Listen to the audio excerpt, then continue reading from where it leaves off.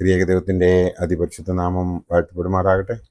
കർത്താവിൽ പ്രിയ വിശ്വാസിനി വിശ്വാസികളുടെ സമൂഹമേ, കുഞ്ഞുങ്ങളെ, നിങ്ങളെ ഏവരെയും വീണ്ടും വരുമെന്ന് അരുളിച്ചെയ്ത് ഉയർത്തെഴുന്നേറ്റ് സ്വർഗാരോഹണം ചെയ്ത കർത്താവായ യേശു ക്രിസ്തുവിൻ്റെ നാമത്തിൽ പ്രഭാതവചനത്തിലേക്ക് വളരെ സ്നേഹത്തോടെ വിനയത്തോടെ സ്വാഗതം ചെയ്യുന്നു. ഇന്നത്തെ ദിവസത്തിൻ്റെ പ്രത്യേകത എന്ന് പറയുന്നത് 21 ജൂൺ 26 സ്ലിഹ നോമിൻ്റെ 6-ാമത്തെ ദിവസം, ഈ വർഷത്തെ 172-ാമത്തെ ദിവസം, ആരാധന വർഷത്തിലെ 34-ാമത്തെ ഞായറാഴ്ച. ഇന്നത്തെ ചിന്താവിഷയം പെന്തക്കോസ്തിക്ക് ശേഷം 4-ാം ഞായറാഴ്ച. ഇന്ന് 543-ാമത്തെ എപ്പിസോഡ് പബ്ലിഷ് ചെയ്യുന്നതിനായി ദൈവത്തിൽ ശരണപ്പെടുന്നു. വിശുദ്ധ യോഹന്നാൻ സ്നാപകന്റെ ശിരച്ഛേദനത്തിന് ശേഷം നിർജ്ജന സ്ഥലത്തേക്ക് വേറിട്ട് പോയ കർത്താവിനെ വലിയൊരു പുരുഷാരം പിൻചെല്ലുന്നു. സന്ധ്യാനേരം വരെ അവർ കർത്താവിനോട് കൂടെ ആയിരുന്നു. ജനക്കൂട്ടത്തെ കണ്ട് കർത്താവിന് മനസ്സലിഞ്ഞു. അവർക്ക് ഭക്ഷണം കൊടുക്കുവാൻ ശിഷ്യന്മാരോട് കൽപ്പിക്കുന്നതായിട്ടാണ് നാം ഈ വേദഭാഗത്ത് കാണുന്നത്. ആ ജനക്കൂട്ടത്തിലെ സ്ത്രീകളും കുഞ്ഞുങ്ങളും കൂടാതെ 5000 പുരുഷന്മാർ ഉണ്ടായിരുന്നതായി ചരിത്രം നമ്മെ ഉദ്ബോധിപ്പിക്കുന്നു. ഇന്നത്തെ ദിവസം വിശുദ്ധ കുർബാനയിൽ എവൻഗലിയോൻ മേശയിൽ വായിച്ചു കേൾക്കാൻ പോകുന്നതായ ആ വേദഭാഗം എന്ന് പറയുന്നത് വിശുദ്ധ മത്തായി ശ്ലീഹായുടെ രക്ഷാസുവിശേഷം 14-ാം അധ്യായം 14 മുതൽ 23 വരെയുള്ള വേദഭാഗം ആണ്. യേശു 5 അപ്പം കൊണ്ട് 5000 പേരെ പോഷിപ്പിക്കുന്നതാണ് ഇന്നത്തെ എവൻഗലിയോൻ ഭാഗം. ഇത് 4 സുവിശേഷങ്ങളിലും രേഖപ്പെടുത്തിയിട്ടുണ്ട്. മത്തായി ശ്ലീഹായുടെ രക്ഷാസുവിശേഷം 14-ാം അധ്യായം 14 മുതൽ 23 വരെയും, മർക്കോസ് എവൻഗലിയോസ്തായുടെ സുവിശേഷം 6-ാം അധ്യായം 35 മുതൽ 46 വരെയും, ലൂക്കോസ് എവൻഗലിയോസ്തായുടെ സുവിശേഷം 9-ാം അധ്യായം 10 മുതൽ 17 വരെയും, യോഹന്നാൻ ശ്ലീഹായുടെ രക്ഷാസുവിശേഷം 6-ാം അധ്യായം 1 മുതൽ 10 വരെയും നമുക്ക് നോക്കുമ്പോൾ ഇത് കാണാം. ശിഷ്യന്മാർ യേശുവിനോട്, ഈ സ്ഥലം മരുഭൂമിയല്ലോ, നേരവും വൈകി, പുരുഷാരം ഗ്രാമങ്ങളിൽ പോയി ഭക്ഷണം സാധനങ്ങൾ വാങ്ങേണ്ടതിന് അവരെ പറഞ്ഞയക്കണമേ എന്ന് പറഞ്ഞു.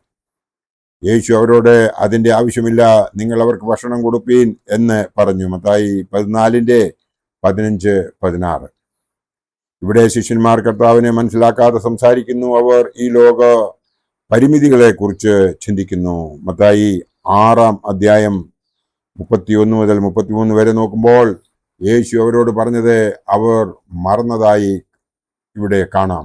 അവൻ പറഞ്ഞത്, എന്ത് തിന്നും, എന്ത് കുടിക്കും, എന്ത് ഉടുക്കും എന്നിങ്ങനെ വിചാരപ്പെടേണ്ട.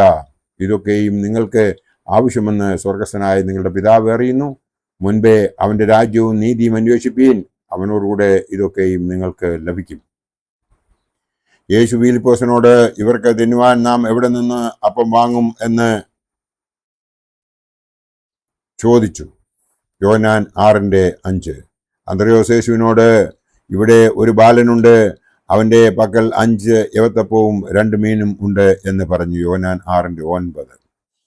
ഫിലിപ്പോസിന് ഇത്രയും പേർക്ക് അപ്പം വാങ്ങാൻ വേണ്ടി വരുന്ന പണത്തെക്കുറിച്ചും ആകുലതയുണ്ട് എന്ന് നമുക്ക് മനസ്സിലാക്കാം. അന്ത്രയോസിന് ഇത്രയും പേർക്ക് 5 അപ്പം ഒട്ടും മതിയാകയില്ലല്ലോ എന്ന ചിന്താഭാരവും ഉണ്ട്. സാരാഫാത്തിലെ വിധവ അവളുടെ കയ്യിൽ ശേഷിച്ചത് ഭക്ഷിച്ച് മരിക്കുന്നതിന് തയ്യാറായിരിക്കുകയായിരുന്നു. എന്നാൽ ആ വിധവ ഏലിയാവ് പറഞ്ഞതുപോലെ ഒരു ചെറിയ അട ഉണ്ടാക്കി കൊടുത്തു. യഹോവ ഏലിയാവ് മുഖാന്തരം അരുളി ചെയ്ത പ്രവചനപ്രകാരം വിധവയുടെ കലത്തിലെ മാവും ഭരണിയിലെ എണ്ണയും കുറഞ്ഞു പോയില്ല. 1 രാജാക്കന്മാർ 17-ാം അധ്യായം 9 മുതൽ 16 വരെയുള്ള വേദഭാഗം നോക്കുമ്പോൾ നമുക്ക് ഇത് കാണുവാൻ സാധിക്കും.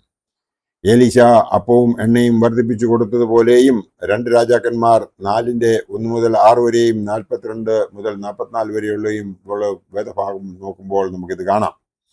ഇസ്രായേൽക്കാരെ മരുഭൂമിയിൽ തീറ്റിപ്പോറ്റിയതുപോലെയും പുറപ്പാട് 16, സംഖ്യ 11 ഈ അധ്യായങ്ങൾ നോക്കുമ്പോൾ നമുക്ക് മനസ്സിലാകും. സകലത്തിലും മതിയായ ഒരു ദൈവം എനിക്കുണ്ട് എന്നുള്ള ആഴമായ ബോധ്യം ദൈവത്തെ അനുഗമിക്കുന്നവർക്ക് അത്യാവശ്യമാണ്.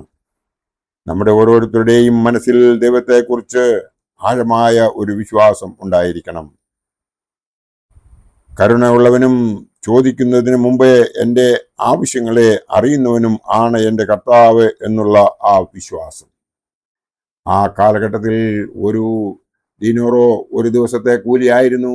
200 ദീനോറോയ്ക്ക് അപ്പം വാങ്ങിയാലും ഈ ജനക്കൂട്ടത്തിന് തികയില്ല എന്നത് അവർ യേശുവിനോട് പങ്കുവയ്ക്കുന്നതായി യോഹന്നാൻ ശ്ലീഹായുടെ സുവിശേഷം 6:7 കാണുന്നു. നിങ്ങളുടെ പക്കലുള്ളത് കൊണ്ടുവരുവീൻ, മത്തായി ശ്ലീഹായുടെ സുവിശേഷം 14:18 എന്ന് യേശു കൽപ്പിക്കുന്നു. ആ 5 അപ്പവും മീനും എടുത്ത് യേശു വാഴ്ത്തി നുറുക്കി ശിഷ്യന്മാർക്ക് കൊടുത്തു. അവർ അത് പുരുഷാരത്തിന് കൊടുത്തു. മത്തായി ശ്ലീഹായുടെ സുവിശേഷം 14:9-19. അവർ ഭക്ഷിച്ച് തൃപ്തരായി എന്ന് നാം കാണുന്നു. ഇവിടെ നാം കാണുന്നത് 3 കാര്യങ്ങളാണ്. ദയയുള്ളവനായ യേശു തൻ്റെ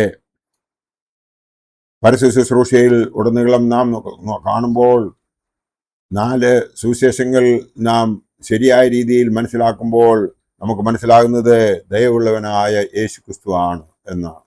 അവൻ കാണിച്ച പോലുള്ള ദയ ഈ ലോകത്തിൽ മറ്റാരും കാണിച്ചിട്ടില്ല.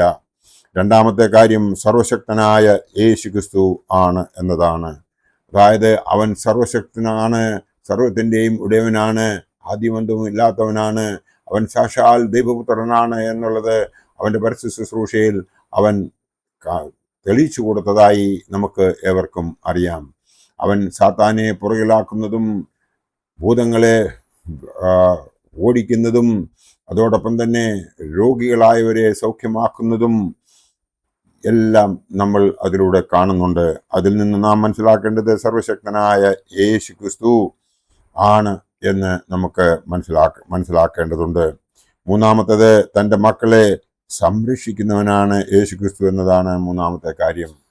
തൻ്റെ മക്കളെ സംരക്ഷിക്കുന്നവൻ. ആരാണ് അവൻ്റെ മക്കൾ? കർത്താവായ യേശു ക്രിസ്തു പരസ്യ ശുശ്രൂഷ സമയത്ത് നമ്മെ പഠിപ്പിച്ചതൊക്കെയും ഓർത്തു നോക്കുക. ആ പഠിപ്പിച്ച കാര്യങ്ങൾ അപ്പാടെ അനുസരിക്കുന്നുവെങ്കിൽ അവൻ്റെ മക്കളായി നമ്മൾ തീരും. അപ്പോൾ അവൻ നമ്മളെ സംരക്ഷിക്കും എന്നതിന് 2 അഭിപ്രായം ഉണ്ടാകേണ്ട കാര്യമില്ല.